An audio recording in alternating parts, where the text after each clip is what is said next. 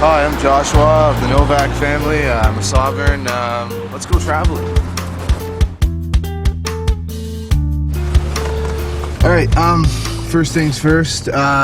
When you are traveling, I know this shouldn't be necessary, but you're going to want to have a few things on you. One, what I would recommend, whether you make it yourself, but get it notarized, is this. Because if you fail to identify yourself as a sovereign police officer, they're going to assume that you're not, and that all acts and statutes apply to you and stuff like that. So there's my ID. Back, it's got a notary stamp on it, witnessing I am who I say I am, picture on it. Another thing you're going to want to have is keep this stuff in your glove compartment. Another thing you're going to want to have is this. It's, pull it out here so you can see it.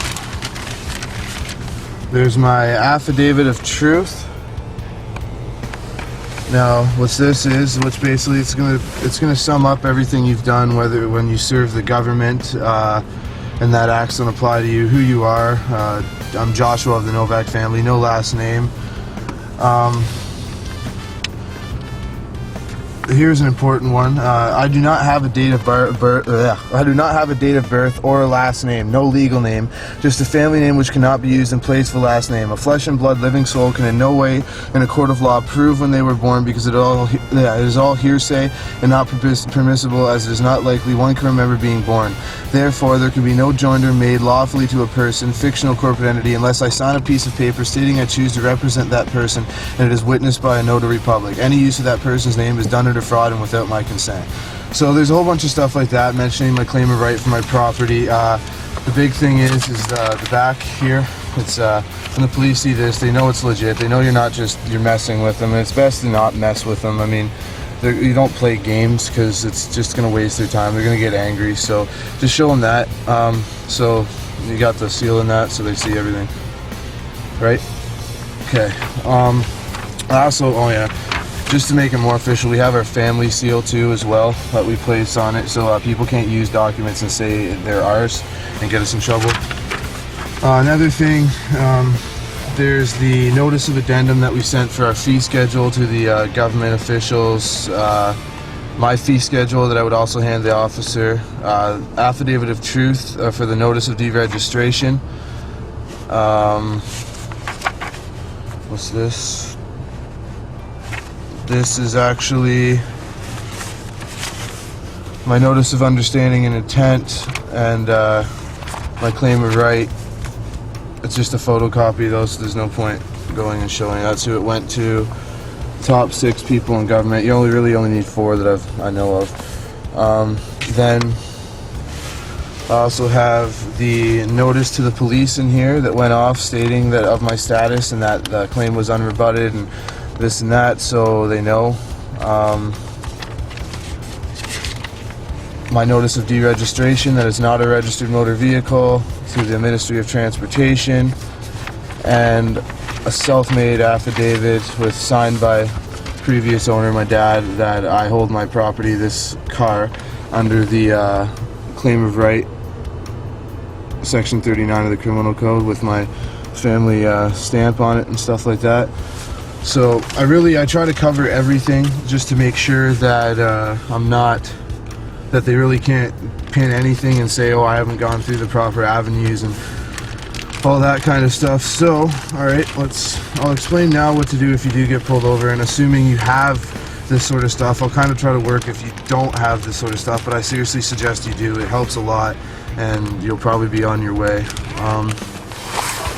Okay, here, get out of the car and show them that there is no one behind my car, taking off my plates.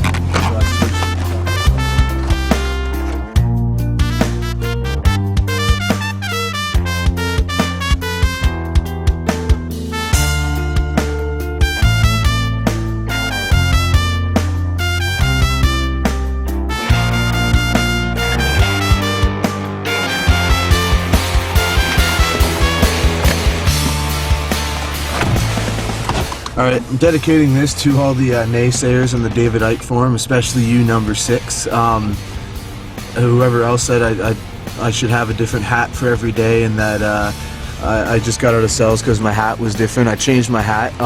I do only have actually one sweater because I'm not exactly rich, so I wear this in the winter time. So yeah, I haven't changed my sweater. I have changed my shirt, and I've worn deodorant though, so thanks for all that. I didn't just get out of cells when I made that video. So yeah, I'll start traveling, and I'll explain to you what you would do if you get pulled over, and assuming you have all this sort of stuff on you. And if you don't, well, I guess you can try to work from there, but I try to be safe. So here we go. If you believe that I'm crazy enough to travel on the road after I got arrested and all that stuff, if you believe that I'm crazy, well, turn off the video and pay no attention to what's going on. Okay, so what you're going to want to do is you're going to want to put your car in drive. No, I'm just joking. This is assuming you know how to travel with the car too. So what you're going to want to do, let's say, okay, I'm traveling. Let's say a cop comes behind me. Now, what's going to happen probably is he's going to follow me a little bit. He's going to look at my plates, and he's going to put his lights on and pull me over. Now, what you're going to essentially try to do is, if you can, get to private property before you pull over, like a driveway or whatever, if you can, just to save the fact that you may not have to get it towed off the road. Now, what he's going to do is he's going to come up, and he's going to most likely tell you to open the window. So open the window. He's going to most likely tell you to give him insurance, license, all that. Ask him if you have an obligation to show him that. He will say yes, and you will say under what law. He will tell you the Motor Vehicle Act. Now, you tell him, well, that's an act, that's legislation. I don't understand legislation, I'm not subject to any act, and acts only have the force of law with mutual consent. So anyways, he'll either get angry. What I would do at that point is hand him my paperwork. He'd take the affidavit to you, they'd read it as you saw in the video. But let's say that you don't have that. Well, now what will happen is he'll probably tell you to get out of the car, maybe, or maybe he'll let you go. But if he tells you to get out of the car, you say, all right, I am getting out of the car, but I'm afraid of violence. I assure you as a police officer, as you being a police officer, there will be no violence for me, but I am operating under protest and duress. Will you note that? Make sure he says he notes it. If not, well, you have a video camera, I'm hoping. So say every order that they give you, you're operating under protest and duress all the time. Now, what they probably do is arrest you, and they're gonna say, well, we're placing you under arrest for this and that, and they're gonna say, do you understand? Now, under any circumstance whatsoever, no matter if they intimidate you, whatever, threaten violence, you say you do not understand. That is the main thing. You never understand. If they ask you to give a last name, you say you do not have a last name. You have a family name which cannot be used in place of a last name, or it is done so under fraud.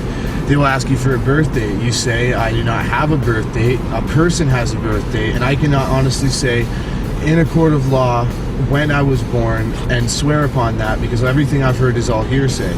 So they will not be able to create joinder.